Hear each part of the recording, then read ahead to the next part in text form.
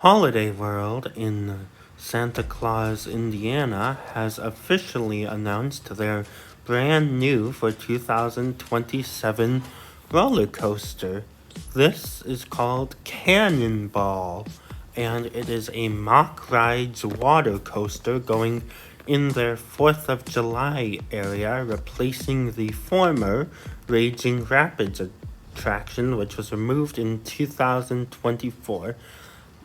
And this will be taking us back to the town of Boulder Canyon, previously featured in Raging Rapids for a cannonball competition taking place on the 4th of July.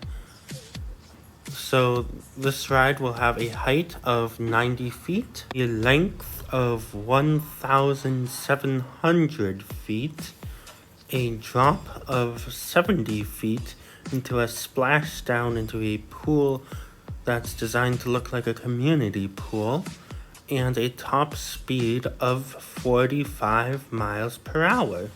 And I think this is a very, very smart addition to the park. First, it will give the 4th of July section of the park a new roller coaster. And this is good because it spreads the coasters out more in the park. Because right now the holidays that have the most roller coasters are Thanksgiving with Voyage, Thunderbird, and Good Gravy, and Halloween with Legend and Raven.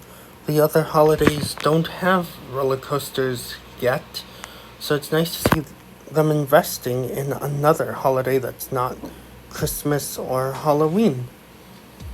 Another reason this is a smart addition is because it is technically a water ride, and the park really needs that since Raging Rapids was one of their only water rides and they closed that in 2024. This is, as I said earlier, going in that spot and continuing the story. Another reason this is smart is because this is a manufacturer they haven't worked with before, I don't think, Mock Rides.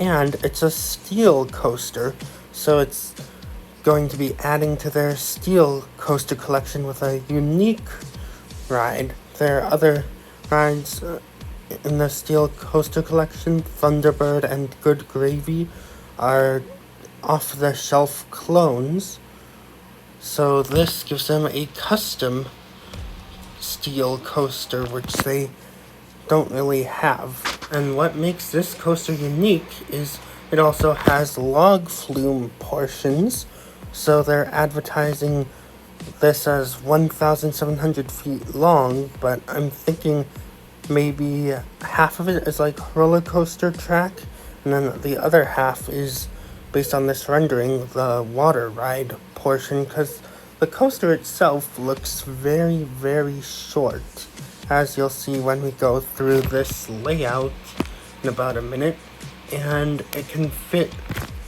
8 riders per vehicle and looks to have 2 vehicles, which means at any time 16 riders can ride this, so it'll be a low capacity ride, which is one of the downsides about this, but other than that I don't have any major complaints. Now, let's take a look at this layout. You start by floating out of the station, where you'll see photos from the town of Boulder Canyon's cannonball competition in past years, and you float along what looks like this barbecue setup before climbing the lift hill, and you peak at 90 feet. There's a small straight section here before you enter a curved drop to the right into a tight right turn, which will go into a left turn over a little airtime hill. You'll probably get a good pop of floater there. Then another airtime hill, turning to the left before splashing down into the log flume section. So like I said, this coaster segment is very brief. I do like that you float past what looks like a pool wall with these giant inflatable swans and beach chairs. That's fun, and it's nice theming too. I also like the garden off on the left. I hope that makes it into the final product. And then you re-enter the station, which looks like a town hall. So there you have it, Cannonball, the brand new mock water coaster for Holiday World. And really briefly, I wanted to give some of the statistics in the metric system for our European friends. So, its height, 90 feet for Americans, is exactly 27.27 meters, and its top speed of 45 miles per hour for our American friends is 72 kilometers per hour, and it has a track length, according to the park, of 515.15 meters. So, pretty short ride, but it'll still be a good ride for a hot summer's day.